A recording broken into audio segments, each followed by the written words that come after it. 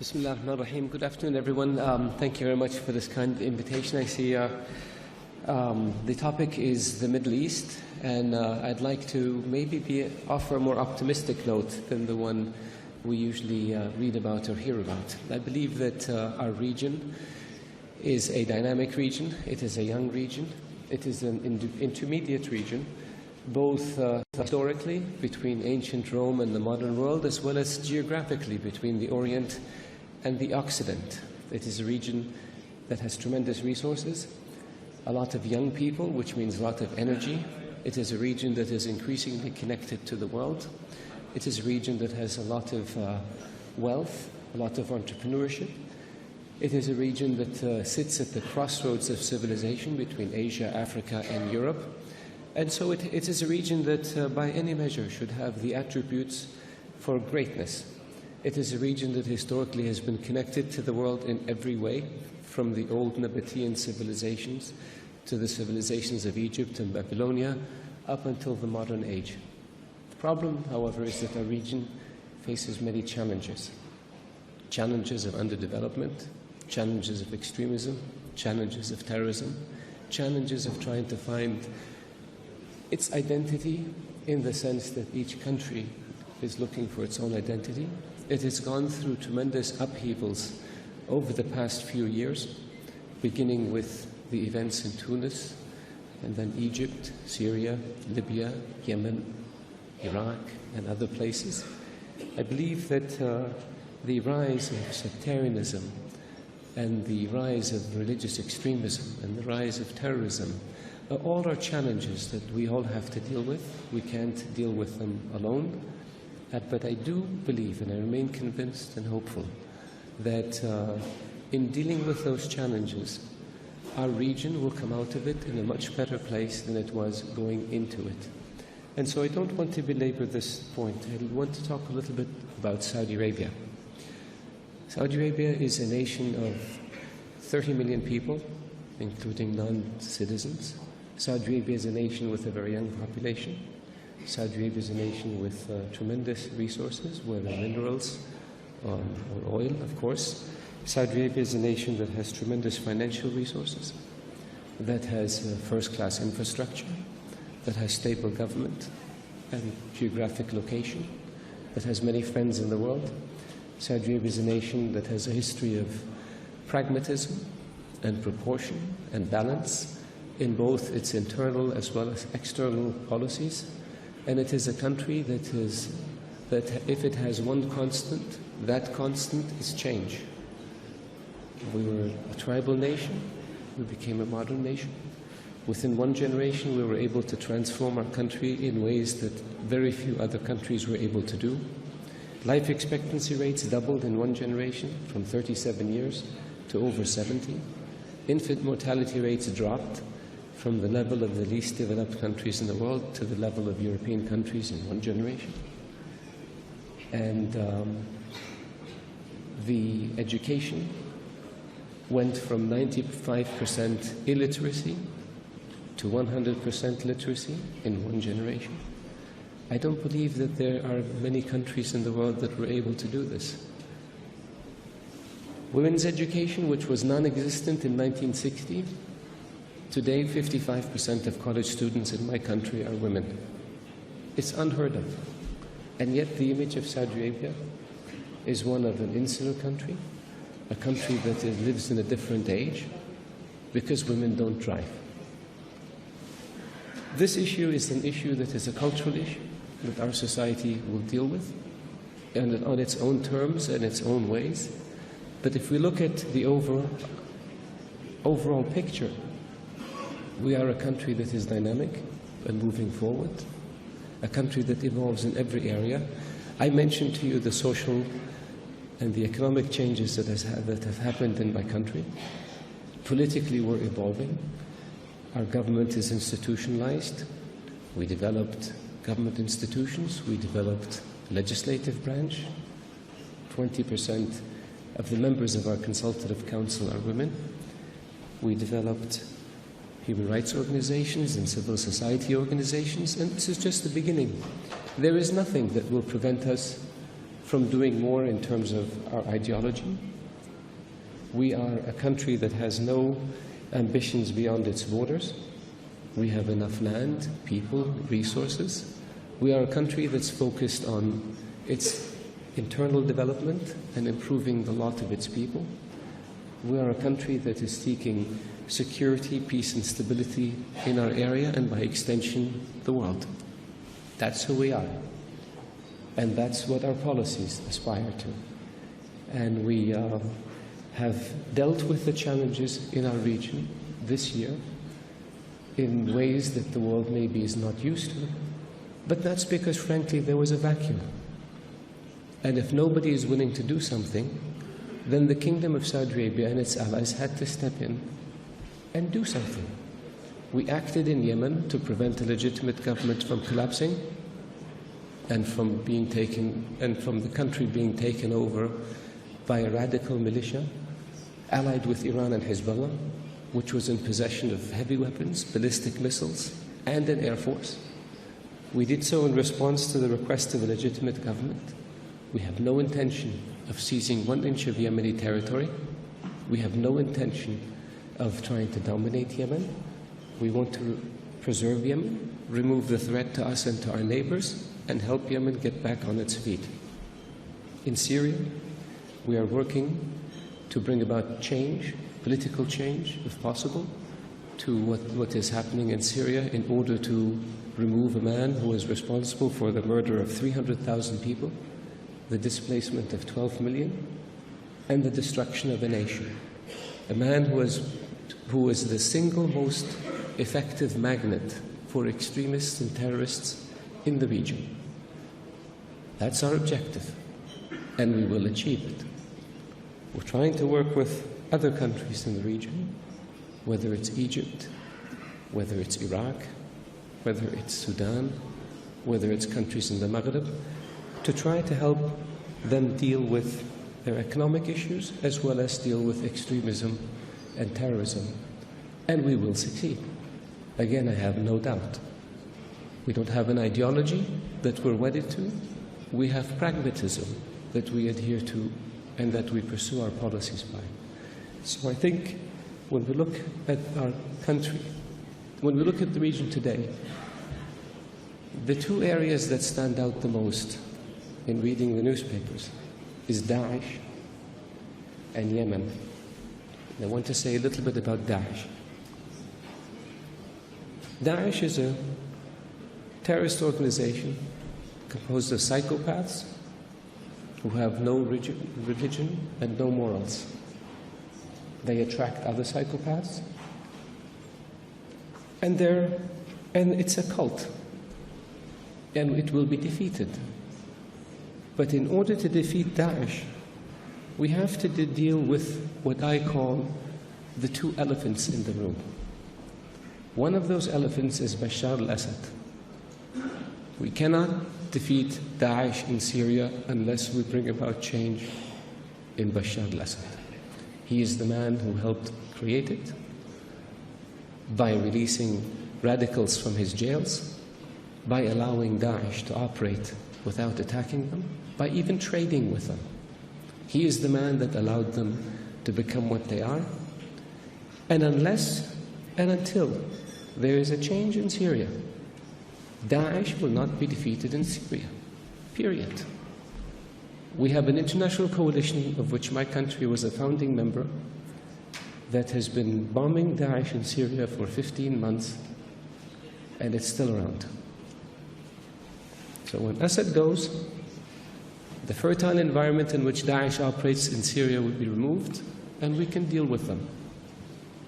The second elephant in the room is the implementing the reforms that were agreed to in Iraq in 2014 that would bring the Sunni community into the fold, that would create an equitable system between Sunni, Kurd, Shia, Caledonians, all Iraqis. That also will pull the rug out from under Daesh in Iraq and allow the country and its allies to defeat it. Everything else we do is putting Scotch tape on an open wound. We've got to deal with the source of it. Those are the two main sources.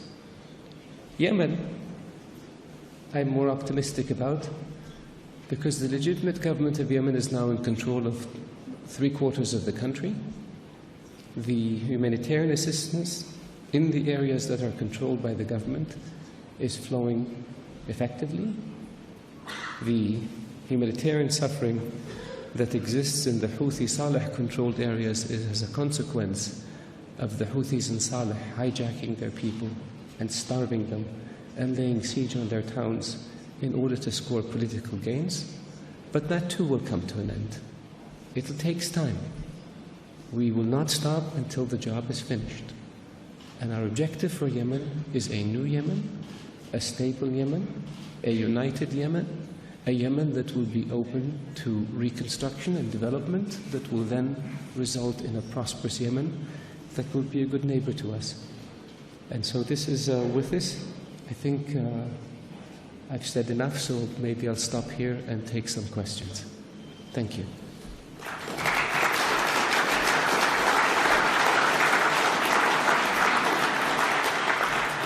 Thank you very much, Mr. Minister. We are already in overtime, so maybe two short questions. Who is the first?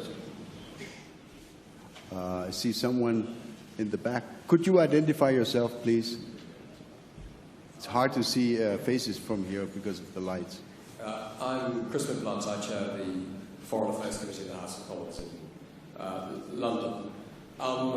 Foreign Minister, I hate to raise another elephant in the room, but both you and the Prime Minister of Iraq, and indeed His Majesty King Abdullah before, all talked about Daesh being un-Islamic. And I'm quoting here from an article in The Atlantic by Graham, which you're almost certainly familiar with. The reality is that the Islamic State is Islamic, very Islamic. Yes, it has attracted psychopaths and adventure seekers drawn largely from the disaffected populations of the Middle East and Europe, but the religion preached by its most ardent followers derives from coherent and even learned interpretations of Islam. And the article obviously goes on to advise us to base our strategy on countering Daesh with that understanding at its heart, and I invite you to comment on that. Every religion has perverts and psychopaths who try to hijack it. ISIS is as much Islamic as the KKK is Christian. Don't they have a cross? Don't they do everything in the name of religion and Christ? Don't they believe that Christ compels them to lynch and kill people of African descent? Can one really say that the KKK is a Christian organization? There are other groups that one can point to. There are other massacres that were committed in the name of keeping certain countries or regions clear of non-Christians. There are people like this also in the Jewish faith that have nothing to do with Judaism. There are people like this in the Hindu faith that have nothing to do with Hinduism. For anyone to argue that Daesh is Islamic is preposterous. In the Islamic faith, the Quran reveals that you have your faith and I have my faith. And you're free to practice your faith and I'm free to practice mine. What greater sign of tolerance and acceptance do you have than this? In the Islamic faith it says, he who kills an innocent soul is as if he has killed all of humanity. And he who saves an innocent soul is as if he saved all of humanity. What better example of compassion and mercy do you have than this? So if you look at what Daesh says and you say it's in the scriptures, doesn't the Old Testament say an eye for an eye and a tooth for a tooth? If somebody does it today, would you say they were Christian or they were Jewish? So I caution people, because it seems to have become almost novel. Not novel, it's become the flavor of the day to try to read things into Daesh or into Islam that are not there. The Islamic religion and Islamic civilization was the civilization that preserved the history of Greek and Rome and passed it on to the West. Western civilization would not exist without the Islamic Arab civilization. The Islamic civilization and the Islamic Arab civilization was the civilization that connected China with Europe. So it was global. The point I made early on about being an intermediate civilization, this is what I mean. So if Islam was intolerant and Daesh represented Islam, would Islam have preserved Aristotle and Socrates and passed it on to the West? Would Islam have connected Eastern civilization with Western civilization? Of course not. So I urge you, all of you, to be careful when it comes to making generalizations or to accepting generalizations that have no basis in fact.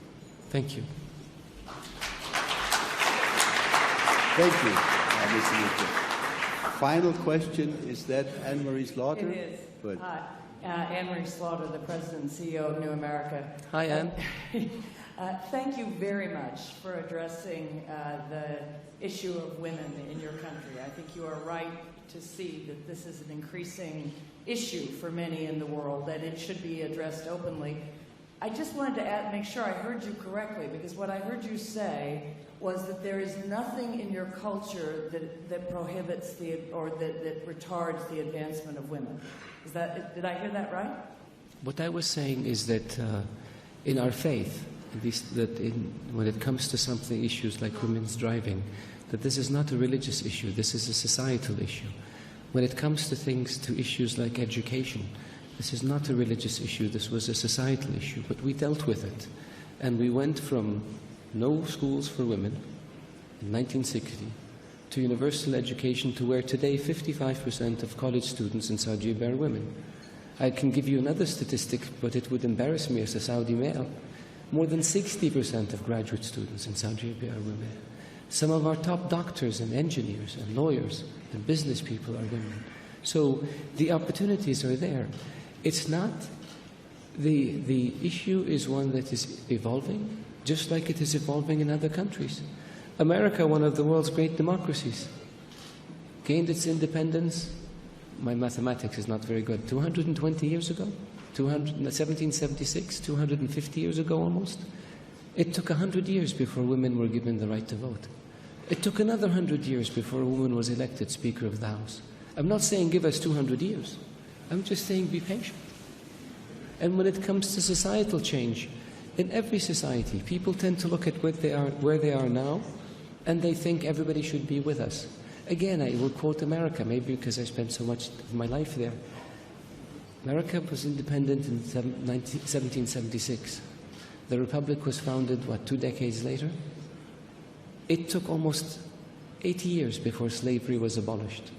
It took 100 years before there was a civil rights movement. And it took another 3 decades before you had real racial equality in America. Things take time.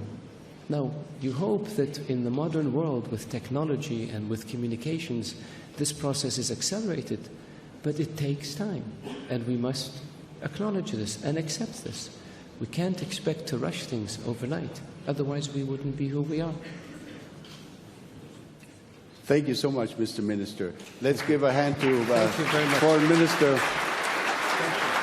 of Saudi Arabia.